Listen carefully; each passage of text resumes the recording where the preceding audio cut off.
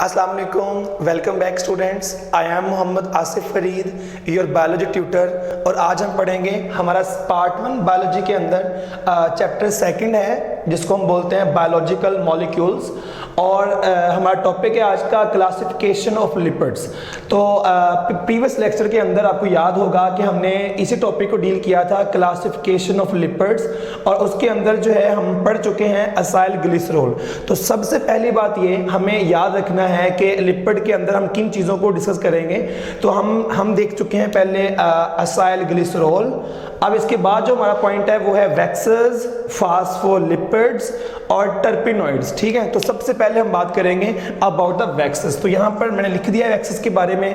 सबसे पहली बात याद रखिएगा कि जो वैक्सेस होते हैं इन सब में से जो मिक्सचर्स हैं, जो हेट्रोजनस हैं, जिसके अंदर ज़्यादा टाइप की चीज़ें आपको मिलेंगी, मॉलिक्यूल्स आपको मिलेंगे डिफरेंट कैटेगरीज के, वो वैक्सेस हैं। तो सबसे पहला पॉइंट है they are the mixtures of long chain alkanes. पहली बात मैंने उनके नाम यहाँ पर लिख दिए हैं। तो वैक्सेस होते हैं जो वो मिक्सचर्स होते हैं। तो waxes are the mixtures of long chain alkanes. आप समझते हैं अल्केन्स को हाइड्रोकार्बन्स जिनके अंदर सिंगल बॉन्ड होते हैं, डबल बॉन्ड या ट्रिपल बॉन्ड नहीं होते, उन्हें अल्केन्स बोलते हैं। तो लॉन्ग चेन अल्केन्स, अल्कोहल्स, फिर आपको दिख रहा है कीटोन्स, फिर आपको दिख रहा है यहाँ पर asters of long chain fatty acids.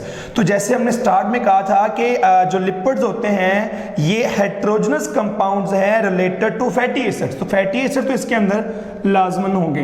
तो हमें आइडिया हो गया कि वैक्सेस क्या है। Waxes are the mixtures of long chain alkanes, alcohols, ketones and esters of long chain fatty acids. तो अब ये तो हमने देख लिया कि वैक्सेस के अंदर क्या है।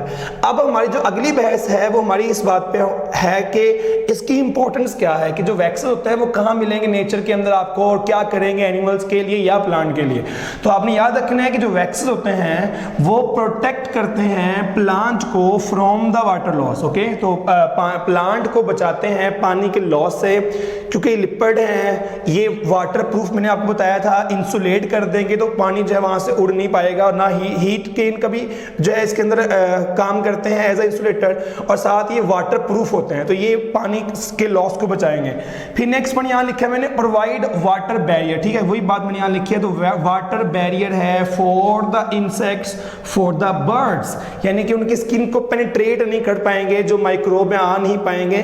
तो प्रोवाइड और वाटर भी जो है उसके लिए बैरियर है, पानी उनका इवेपोरेट नहीं करेगा। तो ये प्रोवाइड करते हैं water barrier for the insects and for the birds. तो हमने क्या सीखा वैक्सेस के बारे में, ये आपका शॉर्ट क्वेश्चन है। तो हमने सीखा कि वैक्सेस की कंपोजिशन क्या है, फिर हमने सीखा है कि जो वैक्सेस होते हैं उनकी इंपॉर्टेंस क्या है। दोनों चीजें हमारी कवर्ड है। हमारा नेक्स्ट पॉइंट यहाँ पर जो है वो हम पढ़ेंगे टर्पिनॉइड्स के बारे में। तो ये हमारी नेक्स्ट कैटेगरी है टर्पिनॉइड्स के बारे में।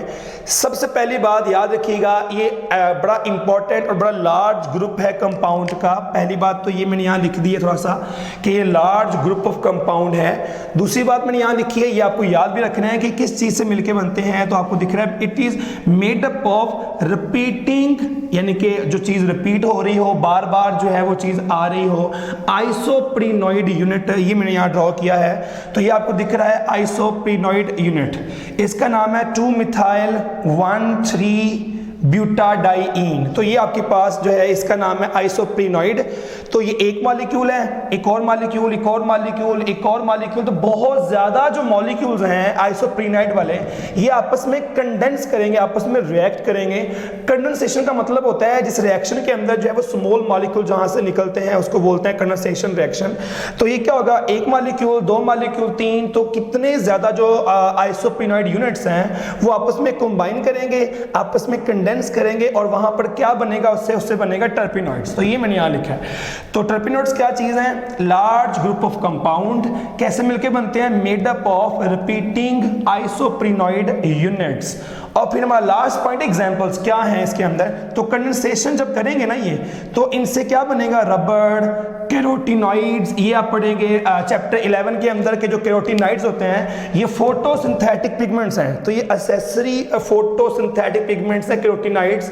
फिर है स्टीरॉइड्स और फिर है टर्पीन्स। तो ये आपको एग्जांपल्स याद रखनी है कि जो हमारे पास टर्पीनॉइड्स हैं उनके अंदर कौन से ग्रुप्स ऑफ कंपाउंड आते हैं। तो रबड़ भी इसके अंदर है, कैरोटीनॉइड जो है जो फोटोसिंथेटिक पिगमेंट है, इस तरह टर्पीन्स हैं, इस तरह स्टीरॉइड्स है जो लिपिड इन नेचर होते हैं। तो ये आपने चीज़ याद रखनी है।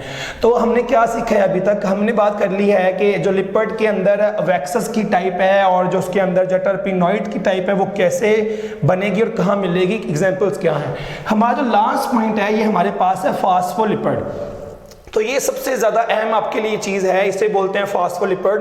तो आपने याद रखना है इसके अंदर है सबसे पहली बात कि जो फास्फोलिपिड है ना वो किस चीज़ से मिलकर बनते हैं। तो फास्फोलिपिड है ना वो डेरिवेटिव है, पहली बात तो ये किसी चीज़ से डिराइव किए गए हैं। अच्छा, किससे डिराइव किए गए हैं? फॉस्फेटिडिक एसिड से। ये आपने अच्छे से याद रखना है। जो फर्स्ट सेंटेंस मैंने यहाँ लिखा है कि जो फास्फोलिपिड है they are derivative of phosphatidic acid. तो ये जो फास्फोलिपिड हैं वो फॉस्फेटिडिक एसिड से डिराइव हुए हैं, ठीक है। और मैंने यहां लिख दिया, इसका मतलब है कि अगर हमें फास्फोलिपिड पढ़ना है ना तो पहले हमें किसकी बात करनी पड़ेगी? हमें बात करनी पड़ेगी फॉस्फेटिडिक एसिड की।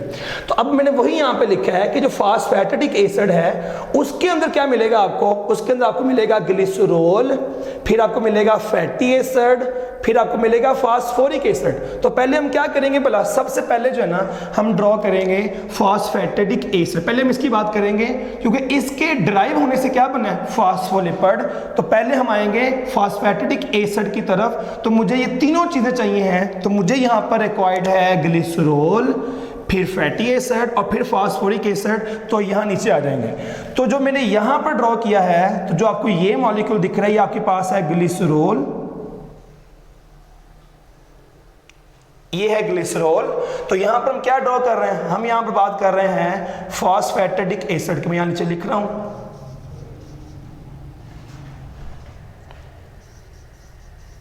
ठीक है। तो इसके अंदर क्या चाहिए आपको? बोला आपको चाहिए था ग्लिसरॉल, जैसे मैंने टॉप पे लिखा तो ग्लिसरॉल मैंने ड्रॉ कर लिया। ये जो दो मॉलिक्यूल्स हैं RCOOH, आप जानते हैं फैटी एसिड है, तो मैंने यूज किए हैं 2 फैटी एसिड। और आपको याद होगा हम असाइल ग्लिसरॉल के अंदर है ग्लिसरॉल और फैटी एसिड के दरमियान रिएक्शन करवा चुके हैं। तो एनीवे ये ग्लिसरॉल है, ये फैटी एसिड है और ये जो मैंने ड्रॉ किया है ये फास्फोरिक एसिड है। ये जो P आपके पास H3PO4 ये हमारे पास क्या है? फास्फोरिक एसिड है, ठीक है। तो हमने क्या किया भला? हमने काम ये किया है, हमने कहा जो फास्फोलिपिड हैं वो फॉस्फेटिडिक एसिड से डिराइव हैं। तो हम क्या ड्रॉ करने चले गए? हमने ड्रॉ किया फॉस्फेटिक एसिड, इसमें ग्लिसरॉल, फैटी एसिड और फास्फोरिक। तो ये जो तीनों चीजें हैं ना वो मैंने यहाँ पर ड्रॉ कर दी हैं। तो ग्लिसरॉल, इसको डिफरेंट कर लेते हैं। तो ये हम ड्रॉ कर रहे हैं, इसमें 3 चीजें हैं, तो ग्लिसरॉल, फास्फोरिक एसिड और फैटी एसिड। अच्छा, अब रिएक्शन होगा तो मैं यहाँ रिएक्शन करूंगा यहाँ पर। तो आप जानते हैं कि यहाँ पर वाटर का मॉलिक्यूल निकलेगा, तो रिएक्शन जो है वो होगा इनके दरमियान, फिर इनके दरमियान, तो वाटर का मॉलिक्यूल यहाँ से रिलीज होगा। और आप जानते हैं कि जो एसिड है वो H देगा, जैसे फैटी एसिड आपकी फैटी एसिड है, ये भी फैटी एसिड है और ये फास्फोरिक एसिड है। तो ये तीनों अपना H देंगे और इनका जाएगा OH। तो जब इसका H, इन तीनों का H और इसका OH जाएगा तो यहाँ से वाटर के 3 मॉलिक्यूल निकलेंगे। और आपको दिख रहा है कि जब पानी के 3 मॉलिक्यूल निकलेंगे ना यहाँ पर, तो ये कार्बन और ये कार्बन, इन दोनों के दरमियान है भला क्या बचना है? सिर्फ और सिर्फ O बचना है, क्योंकि आपको दिख रहा है OH, तो इसका H जाएगा, इसका H जाएगा, इसका OH जाएगा। तो ये जो कार्बन है और जो ये कार्बन है, इन दोनों के बिटवीन सिर्फ क्या बचेगा? ऑक्सीजन। तो इसको यहां पर ड्रॉ करते हैं। तो सेंटर में इरेज कर रहा हूं मैं। तो हमारे पास लें जी, तो अब क्या होगा यहाँ पर? तो आपको दिख रहा है कि सेंटर में आ जाएगा ऑक्सीजन, लें जी इस तरह, फिर ऑक्सीजन और फिर लें जी, ये पॉइंट है। तो हमने क्या किया भला? हमने क्या जोड़ दिया? अब देखते हैं। हमने ग्लिसरॉल, फैटी एसिड और फास्फोरिक एसिड, हमने तीनों को जोड़ दिया है। अब इसका नाम क्या है? Phosphatidic acid. ये पॉइंट है हमारे पास। तो हमने क्या ड्रॉ कर लिया है? हमने ड्रॉ कर लिया है कि फॉस्फेटिडिक एसिड क्या होते हैं, ये हमें समझ लगी, ठीक है। तो ये हमें जो यहाँ ड्रॉ किया है ये हमें अच्छे तरीके से समझ में है। अच्छा, अब हमने क्या करना है, अब हमने जानना है कि हमने ये ढूंढ लिया है फॉस्फेटिक एसिड। हमने कहा था इसकी डेरिवेशन है, इसकी डेरिवेटिव कौन है बोला, फॉस्फोलिपिड। तो अब क्वेश्चन है कि फॉस्फेटिक एसिड के अंदर क्या चीज डालनी पड़ेगी आपको, नाइट्रोजन बेसेस। ये पॉइंट आपके पास है, सेकंड पॉइंट। तो फर्स्ट पॉइंट में हमने क्या कहा बोला, हमने कहा अगर आपने पहुंचना है फॉस्फोलिपिड तक तो पहले क्या चाहिए आपको चाहिए है फॉस्फेटिक एसिड। फिर हमने क्या सीखा, हमने सीखा कि फॉस्फेटिक एसिड के अंदर क्या ऐड करना पड़ेगा, आप ऐड करोगे नाइट्रोजन बेसेस ऐड करोगे, क्योंकि वो किसके अंदर होती हैं, कंपोनेंट है और फॉस्फोलिपिड इसके अंदर नाइट्रोजन बेसेस होती हैं। तो इसका मतलब है कि फॉस्फोलिपिड में दो चीजें हैं, एक हो गया फॉस्फेटिक एसिड, एक क्या होगा बोला यहां पर, एक हो गया नाइट्रोजन बेसेस। तो यहां नीचे जाएंगे तो एग्जांपल मैंने यहां पे लिखी है नाइट्रोजन बेस की, कोलिन है और सीरीन है, तो ये नाइट्रोजन बेसेस की एग्जांपल्स हैं। तो हम जाएंगे इस डायग्राम में, यहां जाएंगे अब हम इस तरफ। तो ये वही चीज ड्रॉ किया मैंने, तो आप जानते हैं कि ये मैंने ड्रॉ किया है फॉस्फेटिक एसिड। कैसे चेक कर लेते हैं, तो CH2O COR, तो CH2O COR, CHO COR, तो CHO COR, फिर दिख रहा है आपको CH2O P, तो CH2OP आगे आपको सारा दिख रहा है। तो ये जो चीज मैं ड्रॉ कर रहा हूं ये नाइट्रोजन बेस है,